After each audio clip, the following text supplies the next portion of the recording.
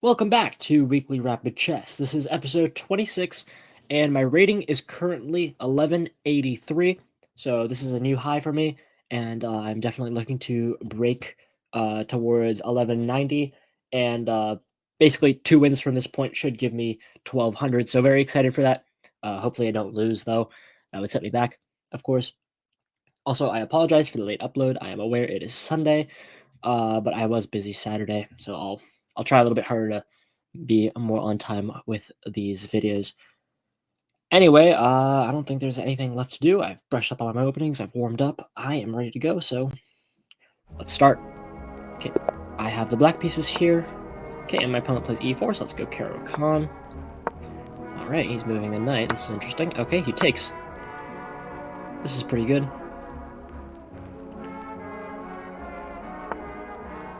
Okay, this is an interesting. He moves the knight here. I got to admit, this is an odd one. I haven't seen this one before. You know what? Let's just move the knight here. If he trades, that's fine. We can still push this. That's all right. Okay. Okay. Still has the d pawn. If we can get rid of this d pawn, this is gonna be pretty hilarious. He's gonna have no center pawns at all. Let's try and trade off this d pawn here for our c pawn. Okay, he's pushing some pawns. It's interesting. Will we get to trade off here? I think we will. Can't defend it with this pawn. He's gonna have no center pawns. This is excellent. This is excellent so far. Okay, he takes. All right, and look at this. We have very good center control. We are holding onto the center tight now. We don't want him to take it away from us. I can always castle whenever I want. Can't even really come in for a check because the bishop will just block. Yep. And like I said, we just block. Okay. All right, this is really fishy. This is kind of suspect. You know what? Just castle. No point doing anything funny. Maybe at some point I can go over here. Okay, he is targeting this diagonal pretty hard. I mean, his queen can't go over here. My knight's right here. You know, I want to defend this pawn and then go after this. Maybe push this so that the bishop covers. Actually, no. If it's over here, then it won't cover the knight. What am I talking about? Okay. Need to think about this. Let's put the bishop back here. The queen will support this pawn, not optimal.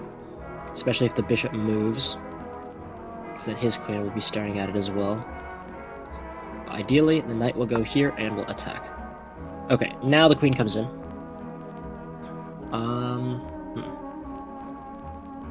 Okay. Really want to put the bishop here and then go for a little attack on the knight, but I would need to support the bishop, although I don't see how that's a problem. Yeah, kind of just shuffling this bishop around uselessly right now.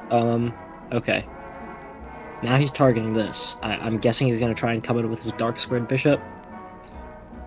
Just threaten the queen. No point not doing it. And maybe at some point I can do this. Okay. I think I'm happy with the trade of dark squared bishops.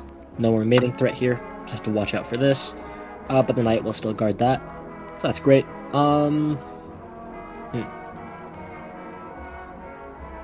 Okay, let's just support the bishop. This rook is the most useless piece so far. Okay, now he's pushing this pawn. Alright, this is not fun. Slowly starting to regret trading off that dark squared bishop now.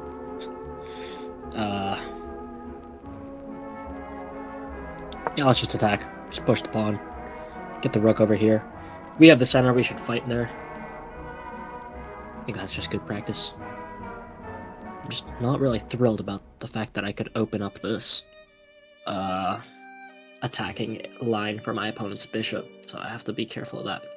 Maybe I should trade it off once this knight moves. Actually, yeah, I think I could do that. I would just need to get one more piece in there, because right now, okay.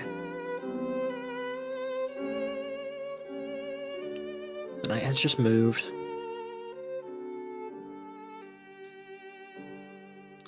Really want to trade off some pieces right now.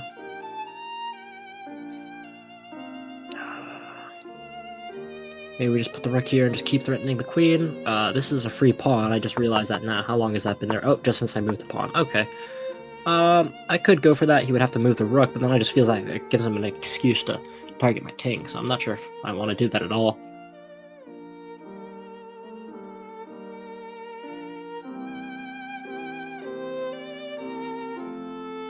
You know what, let's just continue harassing the queen. It's been working so far.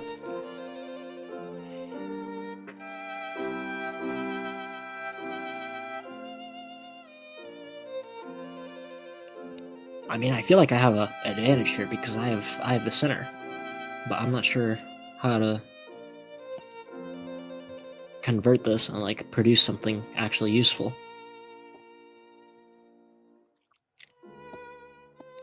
I know I need to trade some pieces, but it's not very clear how. Maybe after... Oh, I just dropped that center pawn. Oh dear, I completely missed that. That is an issue. Okay, I definitely need to do something about this here. Okay, this is not great. Now my opponent has a material advantage. How did I miss that? That was a little bit embarrassing. That is not a free pawn. The rook is there. Do not want to take that.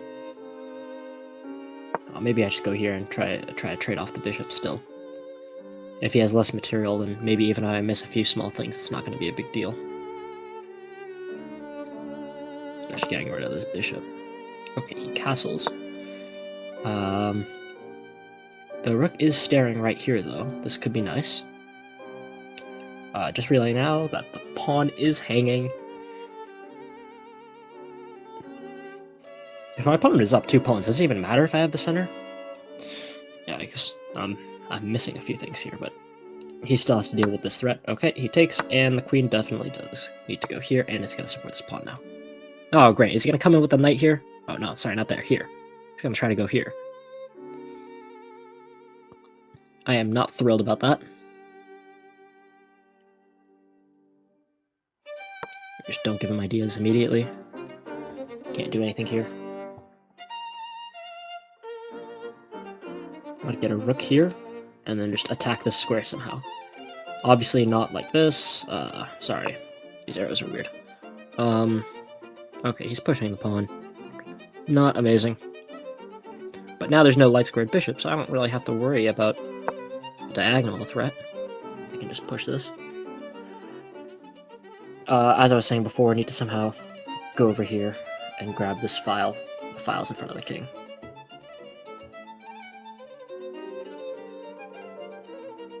Queen still defends this. Oh my goodness, my arrows are terrible today. He's... okay.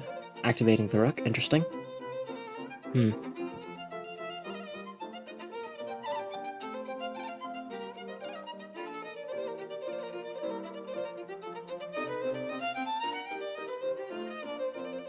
Let's just do this for now.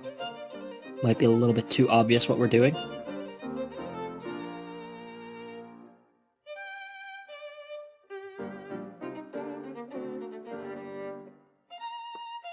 Okay. If I'm not wrong, this is a free knight. And I would be targeting the square. If I do take, and he does come down, we take with the rook, he takes... yeah, he would lose material if he does that, so that won't work for him. Look, we could just take the knight. This is deadly.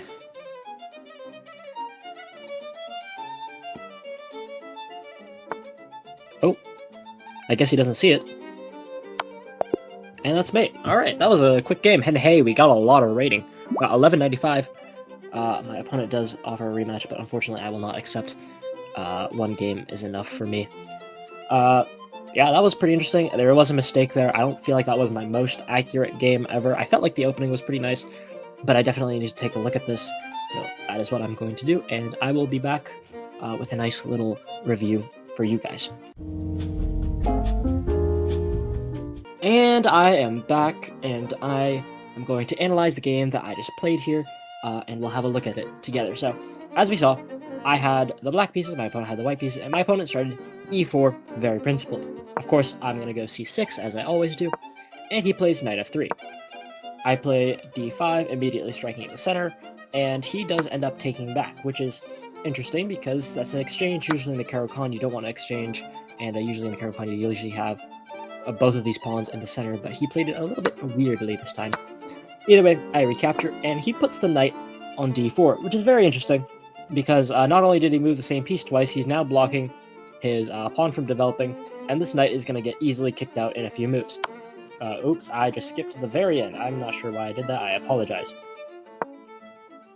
As I was saying, it's going to get very easily kicked out or traded off, because I just moved my knight to c6, and he trades.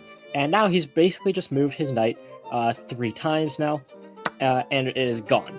So he has pretty much nothing in the center. Meanwhile, I have 2 pawns that are ready to start moving. He plays d4, trying to regain his loss of the center lead here. And I play knight f6, supporting my pawn. And he plays knight c3, also supporting his center. Sorry, I'm not sure why I undrew that arrow. But he is trying to gain some center influence here. And I play e6. This opens up the dark squared bishop. Oops, sorry about that. Bad arrow. And prepares a c5 push to try and trade off that d-pawn, which is his last little semblance of control in the center. He plays a3, which kind of just allows me to play c5. And he does end up taking, and I take back. Now, as you can see, there is a pretty big advantage, 0.75, because I have 2 pawns in the center, and he has nothing. There is nothing here, and I am slowly going to overwhelm this whole area. He gives a check, but it's pretty futile because it just gets blocked. And he plays a6, which is pretty interesting, kind of sticking the bishop in the corner over here. Ideally, I would go to b6 here, as the computer suggested, target the bishop and potentially have eyes on this pawn in the future if he ever decides to try and move that dark squared bishop. I castle, and he moves back. Okay. Now I play bishop c8, which is a mistake. I am supposed to push this pawn up. But he plays queen f3. He had an opportunity to go and pin my knight to my queen here. But I played bishop b7, not the most accurate move.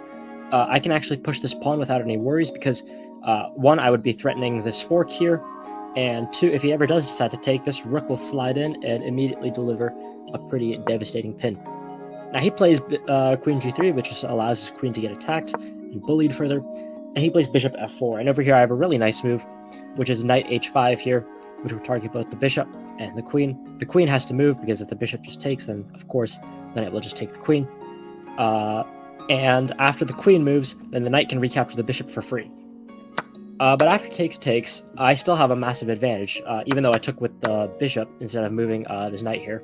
I just traded it off, because I can push this pawn here, and he can't take again because, sorry, oh my goodness, terrible arrow. If I push the pawn to e5, he can't take with the queen, because again, the rook comes in, and there's a killer pin.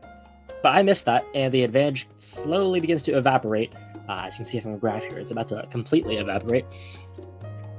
I played rook b8 because I thought, maybe we can push here and try and get something on this diagonal, but that didn't happen. He plays h4, which gives me all of my advantage back, because of the same idea that I can, bully his queen around, and I still have that pin there, so the pawn is basically invincible. But I play d4, just attacking the knight, not really sure what I'm doing. And he plays knight e2. And this is good because now he's targeting this pawn, and I completely missed that. So I was supposed to go here, but I of course moved the knight, and the pawn drops. And now he has the advantage here. Oops, sorry, I blocked that off with the UI. And now I'm in trouble. So I play queen d6, again, inaccuracy, and he castles, which is a little bit interesting because my rooks are here. My other rook can come in a second, and as you'll see, he is going to die on that square. I play bishop h6, which is pretty nasty because there is actually a knight sacrifice here for a very interesting tactic. However, we just trade, and he moves the knight to g3. I play knight f6, and he pushes his pawn, which is a little bit scary because the last thing we need is for my pawn structure to get destroyed and his queen to, well, not go here because the knight is still there, but somehow find its way towards my king. That would be bad. I play h6, which stops that pawn from moving, and he plays rook h3. And this gives me the chance to attack his king. The computer wanted me to do it like this, but now I move the rook here, and there's a rook pointing directly at the king. And it's at this moment that he blunders the knight, and it is just a free knight, which I take. And then he misses the mate in 1, unfortunately. The queen simply slides over, and the king can't go anywhere or do anything about it. It is defended by the rook.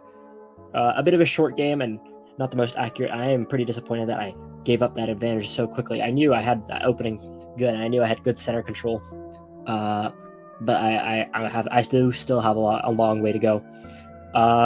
Yeah, I play a little bit under my level, but that's fine. We still won. I still won, and the rating is now 1195. So I am one game away from getting to 1200 if I don't lose. Very excited, very happy about this, and yeah, great conclusion to the episode. Thank you so much for watching.